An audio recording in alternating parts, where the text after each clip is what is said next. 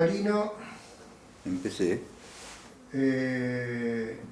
jueza. Jueza de garantías del joven. Nada más que esto. Claro, vos tendrías que mirar un poquito hacia acá. Ajá, bien. Mira, le Y habla a la claro, cámara. mejor le hablo a la Bueno. cámara. Bueno, vos decime acción. Ya está. Ya estamos.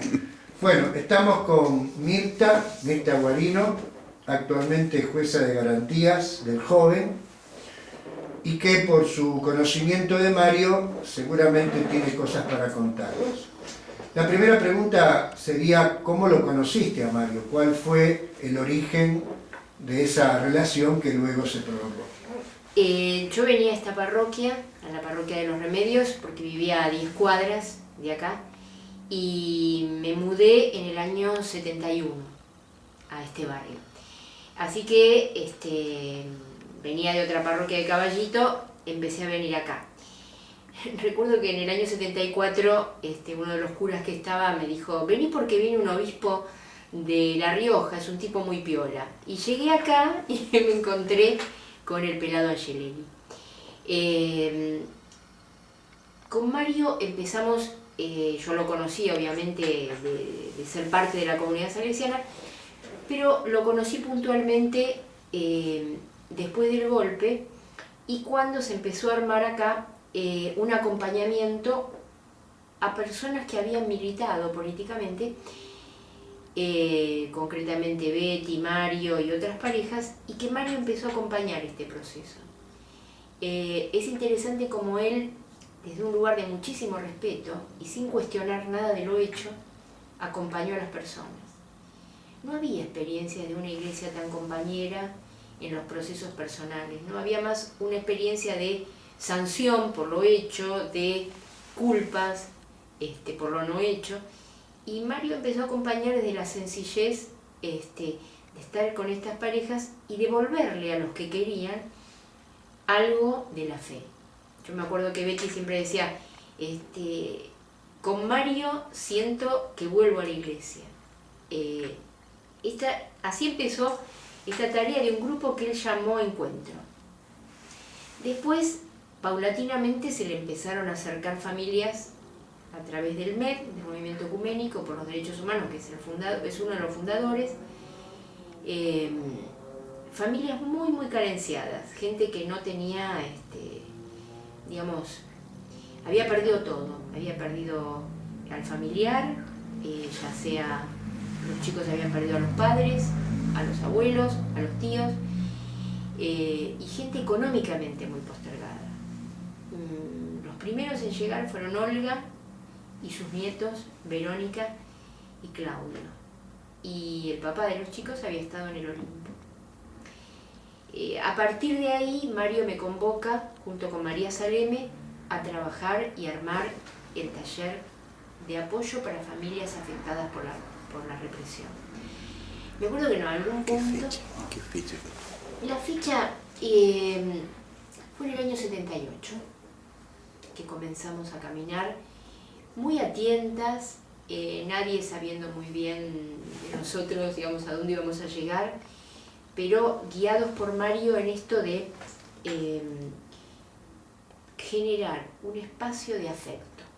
Él decía, hay que quererlos a los familiares y hay que demostrárselos. Yo digo, hablar del amor en el medio de las balas, porque estábamos en pleno año 78 y con familias que venían devastadas, era muy importante esa presencia. Entonces dijimos con María Saleme y con él, ¿desde dónde acompañar a los chicos? Y la definición fue clara, desde la escuela. ¿Dónde aparecían los problemas de los chicos? En el aprendizaje. También aparecían en los terrores nocturnos, aparecían en que se hacían pis en la cama, en que no podían controlar emociones, que en la escuela les pasaba esto. Entonces, el apoyo fue a partir de la escuela. Todo interactuaba con la escuela.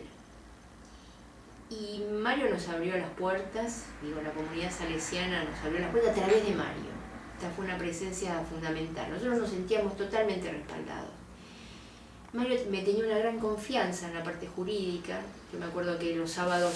¿Vos ya eras abogada? Sí, yo me recibí en el 76, el 14 de julio del 76. Mi primer trabajo fue un habeas corpus por los chicos Maroni y por Carlitos Rincón, compañeros de acá de la parroquia. Ese fue mi primer habeas corpus. Y bueno, Mario me empezó a confiar algunos temas jurídicos, así que el taller empezó a tener derivaciones de acompañamiento. Venían los chicos, estaban con Estela en la escuela. Estela Calcaño. Estela Calcaño y Carlos Victorero, que estuvo un breve tiempo, pero después la que asumió el acompañamiento con una responsabilidad inmensa fue Estela, ¿no? Y con una claridad en cuanto a los objetivos. El núcleo del taller eran los chicos. ¿Cuántos chicos se reunieron Y aproximadamente? al principio venían 4, 5, 6 familias, y después hemos tenido 20 familias, con periodos oscilantes, o sea, había gente que empezó a venir desde el sur, me acuerdo los Apelater, pero gente muy golpeada por las políticas económicas previas al golpe militar.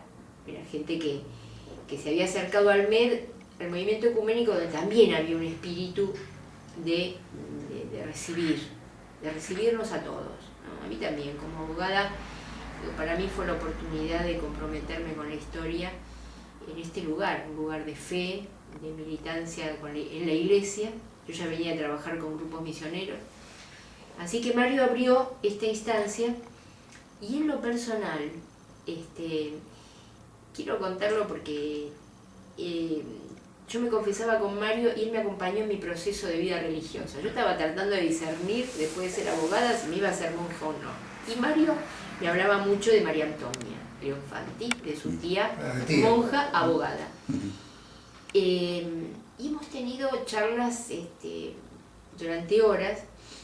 Mario se tomaba el tiempo, siempre tenía tiempo y era muy prolijo en esto, ¿no?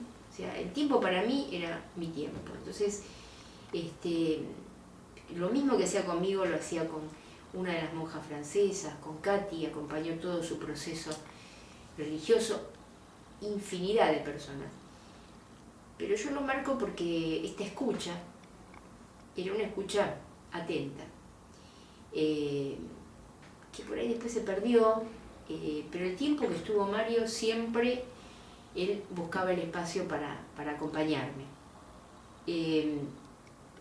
Fue muy importante los momentos críticos del taller, los momentos donde se barajaban posturas diferentes y donde Mario nunca le tembló el pulso para decir y recomponer. Me acuerdo que los jueves teníamos una reunión que era de comisión directiva y él le gustaba poner siglas, ¿no? Entonces era la reunión del COCO. Los jueves se reunía el COCO. La comisión coordinadora. Venía con su libretita de Paulinas y una hojita anotada con 5 o 6 palabras que eran los disparadores para a cada uno plantear algunas cuestiones. Las posturas eran las que surgían entre los que acompañaban la experiencia de distintos lugares. Sí, las posturas surgían en la época en que empiezan a salir presos políticos de la cárcel, vinieron al taller, porque era un espacio privilegiado de atención. Entonces, había un área de recreación, además del área educativa. Esto es muy importante porque se trabajó mucho el juego. Mario estaba mucho con los chicos y le gustaba acercarse y estar pendiente de si uno tenía un problema en la piel y el otro lo habían echado de la escuela. Pero con el tiempo, el ingreso de personas con otras problemáticas motivó muchas discusiones y Mario fue el gran ordenador al llamarnos a todos a decir, bueno, el centro, el eje son los chicos. Y me parece que se pudo sostener todo el tiempo que Mario estuvo acompañando. ¿Esto fue hasta qué año aproximadamente? Cuando Mario se va, a nosotros de alguna manera nos indican o nos dicen desde la parroquia que no estábamos integrados al resto de la parroquia. A ver, no era fácil. ¿Pero en qué año fue esto para ubicarnos? Para ubicarnos... Más o menos. En el 78 comenzaron los primeros... Para ubicarnos en el año 86, 87. De ahí, ya con la democracia, digamos. Sí. Sería en la posdemocracia naciente, ¿no? Naciente, claro. Perdón, yo te interrumpí. En las reuniones tenía esas palabritas disparadoras. Sí, esas palabritas disparadoras, y los jueves era una reunión muy importante, porque hablábamos de todo lo que hacíamos los sábados, la reunión del Coco, ¿no? Estela cuenta siempre, seguramente lo contará, esto de cómo se iba ella angustiada y se iba llorando estas cuadras, ¿no? Porque vivíamos todos el miedo. Ninguno de nosotros venía acá sin esos miedos que acarreaba lo que estaba pasando. Mario nos daba seguridades, seguridades en que, y por ejemplo, cuidados, ¿no? Me acuerdo que en una reunión yo tenía que llegar a 7:30 y había hablado con él esa tarde. Y me acuerdo que me dijo, vení con cuidado cuando venís para acá. O sea, manejá con cuidado. Un detalle que yo digo, con todas las cosas que este hombre tenía, el cuidado de manejar, venir tranquila y demás. Y con todos tenía esto, ¿no? Fue muy dura la etapa cuando Mario anuncia que se va, el tener que buscar otro lugar para funcionar. Se alquiló una casa en Mataderos, pero el espíritu del taller era estaba acá en esta casa. Yo creo que eso motivó cierto desmembramiento y también que los tiempos transcurrían. Los chicos no tenían 9 años, ya teníamos adolescentes. Yo a partir de las entrevistas que he ido haciendo con la gente para reconstruir la historia del taller, me doy cuenta que con los adolescentes tendríamos que haber estado más tiempo. Esto nos lo dicen, ¿no? Dicen, necesitábamos más de ustedes. Y ahí es donde uno se plantea, qué lástima que no seguimos más, por un lado. Y por otro lado, algo que Mario también nos decía, hagamos en el tiempo que nos toca todo lo que tenemos que hacer por los familiares. Y esto es lo único que vamos a poder hacer.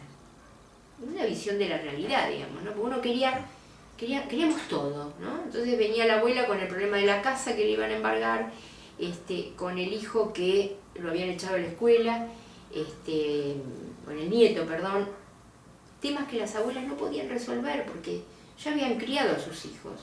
Ahora tenían que ocuparse de la vacunación del nieto, cuando esto razonablemente uno se ocupa de los hijos y los hijos hacen lo propio con los suyos. Entonces, el tiempo que estuvimos, lástima que no le tuvimos más tiempo a Mario, ¿no? Eso es un dolor, ¿no? Yo cuando empecé a escribir, cuando falleció María, cuando me enteré que había muerto María. ¿Quién era María? María Saleme es una de las fundadoras del taller, una maestra de alma, es la que le dio a Mario por ahí alguna orientación desde dónde abordar a los chicos. Y después fue rectora de la Facultad de Filosofía y Letras en Córdoba, mujer de un editor que el 24 de marzo del 76 el ejército mató y tiró en el aljibe de la casa, una mujer que a los 18 años tuvo todo su pelo blanco y fue la que interactuaba con Mario desde una cuestión de sabiduría y practicidad muy grande, ¿no? O sea, ¿Cómo llega María Saleme a Mario? En el MED, en el movimiento ecuménico se conocieron. Para mí eran 2 maestros, ¿no? Y hemos tenido largas charlas con María y ella confrontaba cosas con Mario y Mario la consultaba permanentemente. Si tuvieras que, para ir cerrando y poder tener otros testimonios, si tuvieras que, así de improviso, sin pensarlo mucho, dar algunas características de la personalidad de Mario, sabiendo que quizás en un segundo momento se te ocurran otras, pero así, de primera, ¿qué es lo que destacarías de la personalidad de Mario como cura, como hombre, como salesiano, lo que te parezca? Fue un hombre comprometido con su tiempo, pero fue un hombre de Dios. O sea, Mario tenía una conexión importantísima. Y Mario fue un místico, ¿no? Digo, las últimas palabras de él hablan de una docilidad en las manos de Dios. Digo, vamos pronto, ¿no? Bueno, vamos, ya está, ¿no? Ya voy. Esto Mario lo transmitió toda su vida. O sea, no hubo una sola acción de él en el taller que no estuviera con ese marco. Yo siempre decía, Mario es un gran cura, ¿no? Pero es un cura. O sea, el que transmite la imagen y que hace permanentemente de puente. Inequívoco, ¿no? Yo le rezo mucho a Mario. Y le rezo porque, digo, al volver acá a la casa con proyectos con chicos y demás, sé que él lo va a acompañar. Y esto lo creo. La mejor característica, lo que a mí más me impresionó, es de ser un hombre de Dios. Y esto es lo que trasciende, ¿no? Gracias, Mirta. Bueno, esto que vos estás haciendo lo vamos a hacer con otras personas, no solo de los talleres, sino de otras actividades que él supo desempeñar, como es la pastoral de los paraguayos, Sí, sí. en su momento, el grupo misionero de Aguada de Guerra que él supo acompañar. Él acompañaba mucho a las martas, ¿no? A las mucamas, al servicio doméstico. Y esta tarea la hacía con Paulino y con Marta, que estaban acá en la parroquia. Y para mí también fue un descubrimiento cómo participaba con los paraguayos. Me olvidé contar algo. ¿Tengo tiempo? Por supuesto. Con Mario hicimos un curso de guaraní en el CIAS, en la calle O'Higgins. Viernes a la noche a cargo de un ex obispo paraguayo que se llamaba Núñez. Yo no les puedo decir lo que parecía Mario rezando el Ave María en guaraní. Digo, yo no me escuchaba ni me veía, pero quedaría tan ridícula como él. Digamos, vivíamos una época privilegiada. Esto fue antes del golpe. Ahí las fechas se me desdibujan un poco, pero íbamos los viernes y había algunos que hacían curso de quechua y otros de guaraní. Nosotros con Mario hacíamos de guaraní. Con la intención de aproximarse a la comunidad paraguaya. Porque por ejemplo después, acá en la parroquia, en lo diario, me decía, dale, decime cómo es el Ave María. Y me decía, yo lo único que me acuerdo es de la Tupazú, que es la Virgen. Y Mario tenía esta cosa de poder reírse, de poder a todos hacernos la vida en los momentos más terribles, digo, porque en pleno golpe militar estamos trabajando acá adentro en estos temas. Digo, esta cuestión, ¿no? de acercarnos en lo que él podía, ¿no? Tenía un humor especial. Tenía un humor especial, porque además él decía bromas y a veces no se reía.